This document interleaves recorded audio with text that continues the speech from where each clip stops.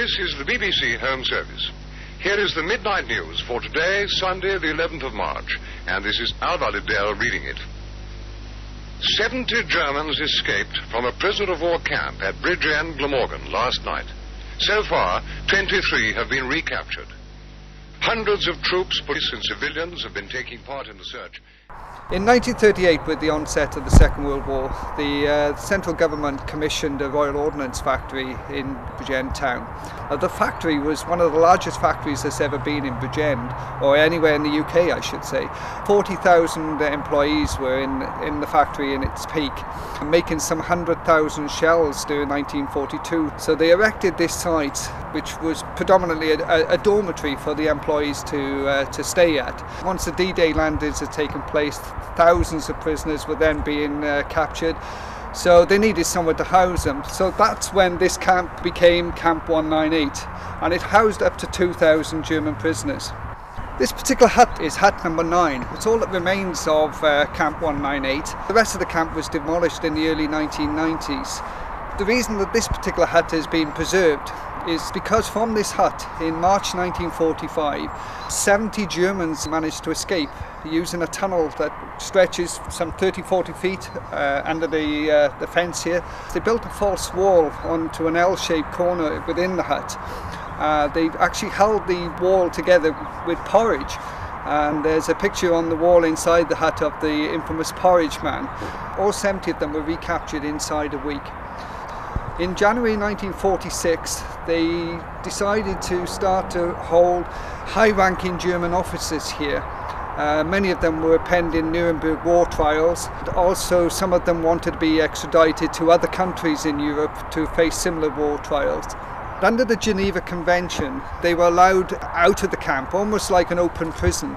Many of them went into Bridgend town centre, and would often be seen by the local people shopping, obviously under escort. A few of them would work on the local farms. The other thing that they were allowed to do was attend church services. Some of the Germans settled down with local girls and went on to marry them. It's always struck me as quite a bizarre thing to have happened. You imagine families that have lost fathers, brothers, uncles, cousins, etc. during the war, to now be having a German fella living with a British girl. It's almost like marrying a traitor. You know, surely you'd think they would have been stoned out of the street, but it never seemed to happen. I think everybody was just fed up with the war. They wanted it over. They accepted that not all soldiers are black Nazis. Hut 9 is now a Grade 2 listed building. In 1990, Cadw awarded the then Ogham Borough Council £100,000 to preserve the drawings from the hut walls that the soldiers had drawn. For a while they were preserved in the basement of the Grand Pavilion in Porthcawl. Now they're stored in a steel container in a council depot in Bridgend. I started a website in the year 2000. Initially it was only going to be a couple of pages. Today now it's 10 years old. It's had 500,000 hits from literally all across the world, and it's now about 1,000 pages in size.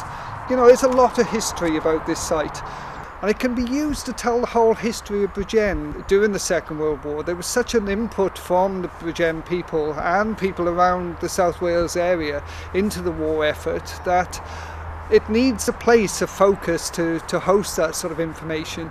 In Yorkshire, a local businessman bought the remains of a camp, and they fully restored all the huts.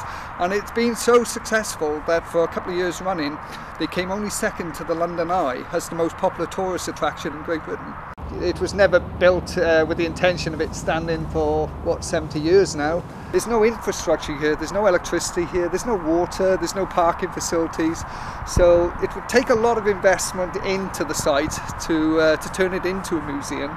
But in this day and age, with schools always trying to learn about the Holocaust and about the war effort as well, what Bridgend contributed to it, I just think from this place it could really be told.